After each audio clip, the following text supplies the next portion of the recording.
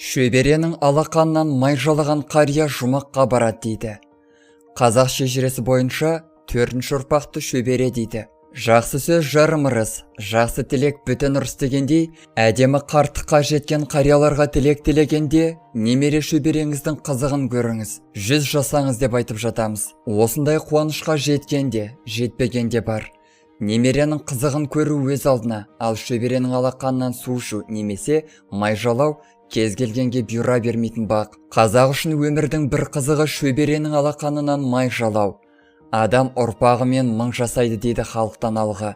Демек, бала сүю, ұрпақ өсіру әр адам үшін қызық, әрі көз қуаныш. Соның ішінде шөбере деп аталатын 4-ші ұрпақты көру көп нәрсені аңғартады. Бұл кемеліне келген қарттық өмірдің үлкен белгісі. Оның қазақ әдетінде жөн жосығы қағидасы бар. Жөн жосығы ата мен әженің жаңа туған шөберенің алақанынан су ішу қағидасы. Шөбере қолынан су ішкен адам бұл дүниеде бақытты, о дүниеде де жол ашық, жеңілдік болады дейтін дін шариғаттарының білімпаздары. Былайша айтқанда, елдің айтып жүрген шөберенің алақанынан май жалаған, шөпшектің қолынан су ішкен адам жұмаққа барады. Кейіпкер келіншектің әңгімесі. Мен тұңғышымды босанып, бала күтімімен үйде отырғанда анам келіп кетті. Әжемнің ұзақ жолға денсаулығы жарамайтын болғандықтан, сәлемдеме айтып, қызымды қолға ұстауға келетіндей шираған кезінде ауылға алып келуінде ұмытпай айтып жіберіпті. Әжемнің тұңғыш шөбересі ғой, асыға күтіп отырғанын. Шөберемнің қолынан май жалайтын күнге жеттім ау деп қуанған анам айтып келген.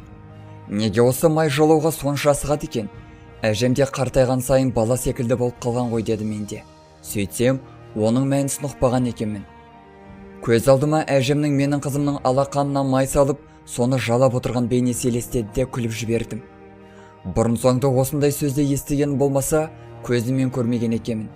Жай ғана ырымын жасайтын шығар, айтылу ғана солай шығар деп те ойлағанмын. Сөйтсем, бұл ырымды сөзбен емес, іспен орындайтынына көзім жетті.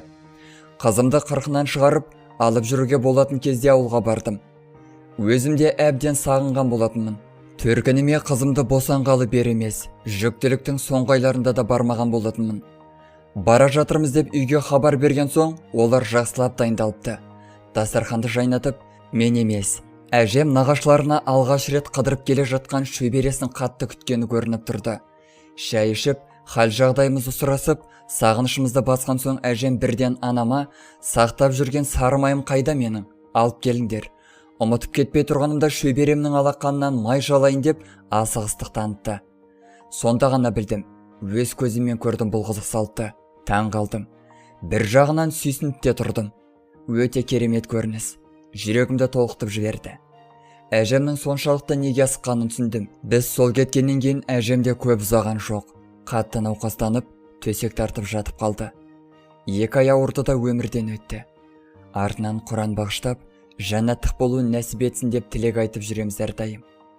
Қалай болған күнде де 4-ші, 5-ші ұрпақты көру көп жасау белгісі ғана емес, ұзақ ғұмыр кешудегі сапарының мазмұнды жолдары екені анық. Баршаңызға шөбереңіздің алақанынан май жалауды нәсіп етсін.